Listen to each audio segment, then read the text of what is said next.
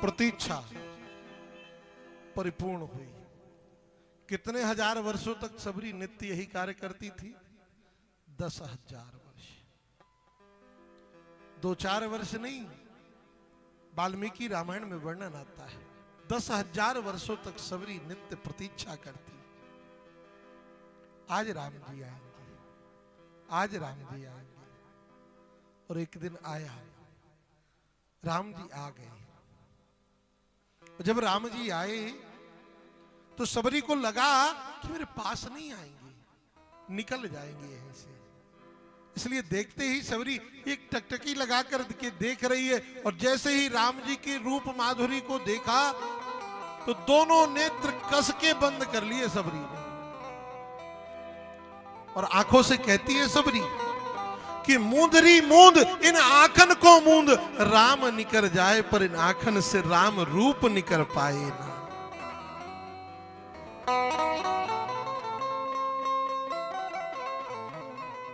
भगवान ने सन्मुख खड़े होकर कहा, मां नेत्र खोलो, आपके ही पास आया हूं और भूख लगी है, कुछ पवाए दो।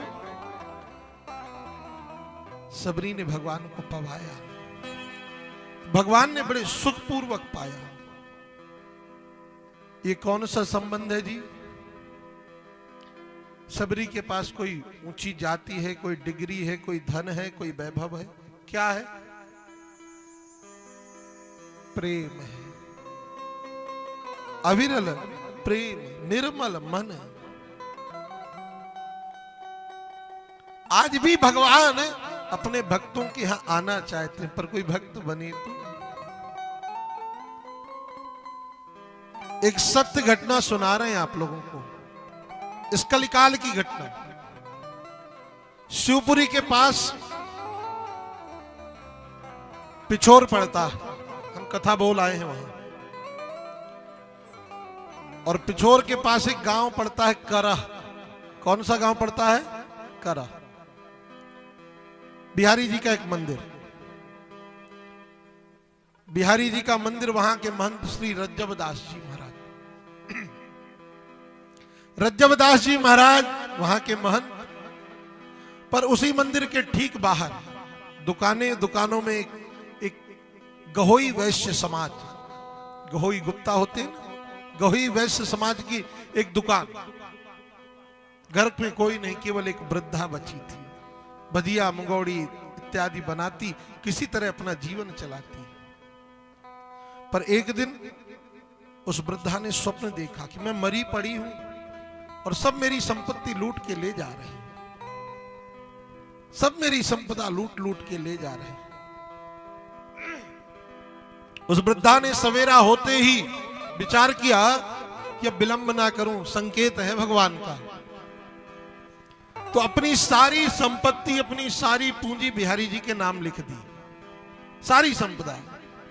और महंत जी से कहा, मुझे ज्यादा कुछ नहीं चाहिए, बस 2 बार का भोजन, सवेरे और शाम का भोजन, दोपहर का आप प्रसाद दे देना, मैं पढ़ी रहूंगी किसी कोने में।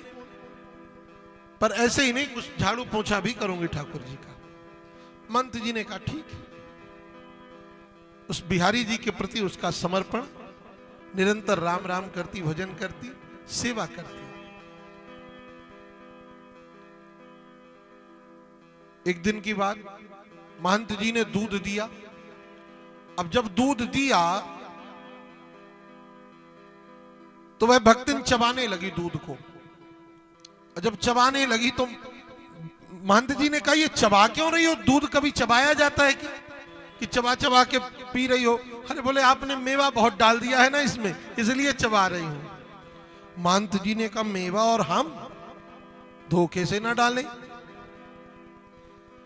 पर दूसरे दिन देखा दाल में घी। महंत जी ने सोचा, इसकी दाल में घी, दाल तो सबके पास परोसी गई, पर इसकी दाल में घी कहां से आया? अच्छा, ये घटना रोज होती, आए दिन ये डालते हैं भक्तिन के दाल में घी, ये डालते हैं। तो महंत जी ने कहा, अरे राज सिंहासन, राज सिंहासन पे पुज के भयो ठाकुर ताही ठगोरी न छुटे।